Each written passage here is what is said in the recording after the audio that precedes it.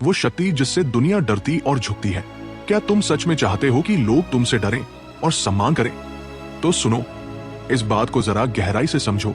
सम्मान कमाया जाता है और डर हमेशा भीतर की शक्ति से पैदा होता है। बाहर का दिखावा एक दिन ढह जाता है, लेकिन अखंड शक्ति हमेशा अटल रहती है। सवाल ये नहीं है कि लोग तुमसे डरें या तुम्हारा सम्मान करें। सवाल यह है कि तुम्हारे भीतर ऐसी कौन सी अग्नि है, ऐसी कौन सी गहराई है जो किसी भी इंसान को तुम्हारे सामने झुकने पर मजबूर कर दे। आज की दुनिया में हर कोई शोर मचा रहा है, भाग रहा है, दिखावा कर रहा है, लेकिन अथाह शक्ति हमेशा शांत और स्थिर होती है।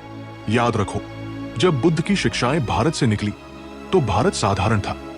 जब यही शिक्षाएं चीन पहुंची तो वहां ज़ेन पैदा हुआ। ज़ेन ने चीनियों को ऐसी एकाग्रता दी कि वे अपनी कला, विज्ञान और अनुशासन में दुनिया से बहुत आगे निकल गए, इतने आगे कि आज दुनिया उनका लोहा मानती है। जब ये जापान पहुंची तो वहां सामुराई योद्धाओं का जन्म हुआ, जो तलवार चलाने से पहले अपने मन को शून्य कर देते थे। उनका डर उनकी तलवार में नहीं, बल्कि उनके पूर्ण मौन और निर्भयता में था।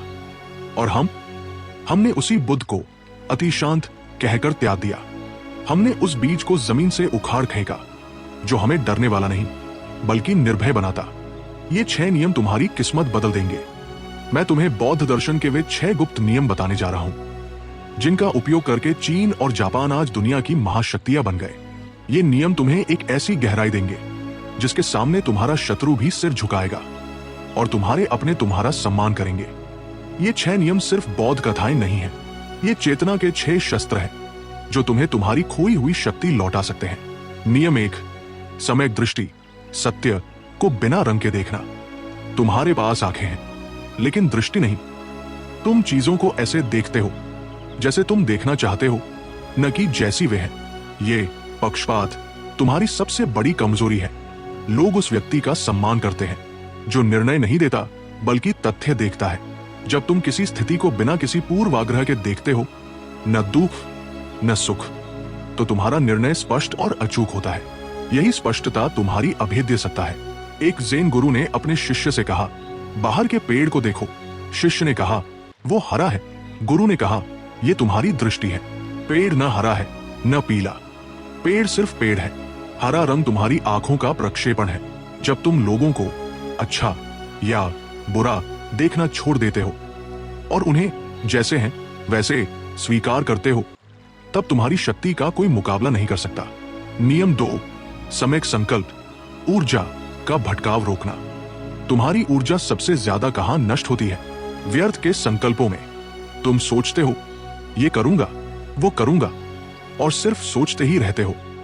तुम्हारे संकल्प इतने खंडित और कमजोर हैं कि वे तुम्हें ही थका देते हैं।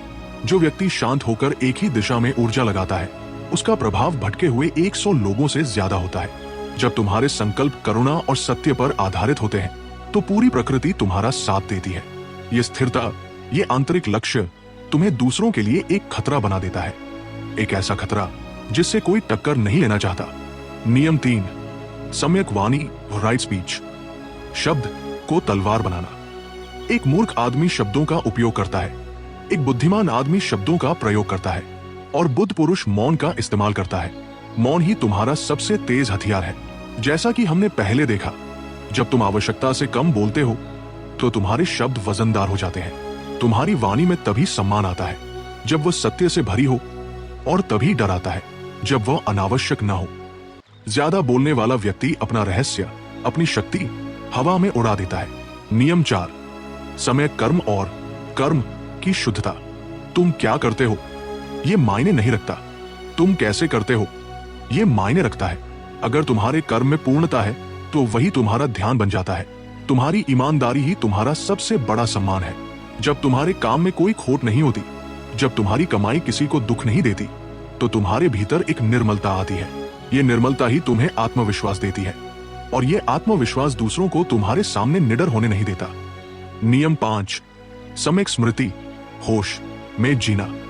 तुम सोए हुए चलते हो, तुम खाते हो पर खाते नहीं, तुम सुनते हो पर सुनते नहीं। जिस क्षण तुम पूरी तरह होश में हो, उसी क्षण तुम मृत्यु के पार चले जाते हो। होश या जागरूकता ही वर्तमान शक्ति है। जब तुम हर पल होश में होते हो, तो तुम कभी अज्ञात नहीं होते। तुम्हारा हर कदम, हर सांस, इतना सजग होता है कि लोग महसूस करते हैं कि तुम एक दूसरी दुनिया में जी रहे हो। ये गहन उपस्थिति ही वह चुंबकीय बल है जो सम्मान और भय दोनों को आकर्षित करता है। जापान में ज़ेन की शिक्षा ने इसी नियम से समुराई योद्धाओं को जन्म दिया। एक सामुराई की तलवारबाजी में जो डर था वो उसकी तकनीक में नहीं बल्कि उसके पूर्ण होश में था। एक युवा सामुराई अपने ज़ेन मास्टर के पास गया और पूछा, मैं युद्ध में निर्भीक कैसे बनूं? मेरी तलवार में दुश्मन को डराने वाली तेजी कैसे आए? मास्टर ने कुछ नहीं कहा। उन्होंने शिष्य को एक चाय समारोह में बैठाया। चाय बनाने की पूरी प्रक्रिया, पानी को उबालना, पत्तियां डालना, प्याले को उठाना और धीरे से पीना, सब कुछ अत्यंत धीमा और सजग था। जब शिष्य ने चाय पी ली तो मास्टर ने पूछा, तुम्हारी तलवार का राज क्या है? शिष्य, मास्टर, मुझे तलवार का राज नहीं पता, मुझे लगा कि हम चाय पी रहे हैं। मास्टर हंसे, यही राज है। जब मैं चाय बनाता हूं तो मैं सिर्फ चाय बनाता हूं, मेरे भीतर युद्ध का कोई विचार नहीं होता। जब मैं तलवार चलाता हूं तो मैं सिर्फ तलवार होता हूं, मेरे भीतर चाय का कोई विचार नहीं होता। सोचो, जिस व्यक्ति की चेतना एक चाय की प्याली को भी पूर्ण एकाग्रता से पी सकती है, क्या वह युद्ध के मैदान में अचूक नहीं होगा? उसकी ये गहन उपस्थिति ही दुश्मन के भीतर डर पैदा करती है। तुम्हारी शक्ति तुम्हारे काम में नहीं, तुम्हारे होश में है। नियम 6, सम्यक समाधि, शून्य होकर सत्ता पाना। समाधि का अर्थ बेहोशी नहीं बल्कि परम होश है। यह वह अवस्था है जहां तुम सिर्फ देखते हो बिना प्रतिक्रिया किए। यही तुम अभेद्य होते हो।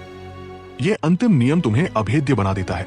जब तुम समाधि की अवस्था को छूते हो तो बाहर की कोई भी चीज, न अपमान न प्रशंसा, तुम्हें छू नहीं सकती। तुम्हारे भीतर एक अटल शांति पैदा होती है जिसे कोई हिला नहीं सकता। जो व्यक्ति भीतर से इतना स्थिर होता है उसके सामने दुनिया की सबसे बड़ी ताकतें भी नतमस्तक हो जाती हैं।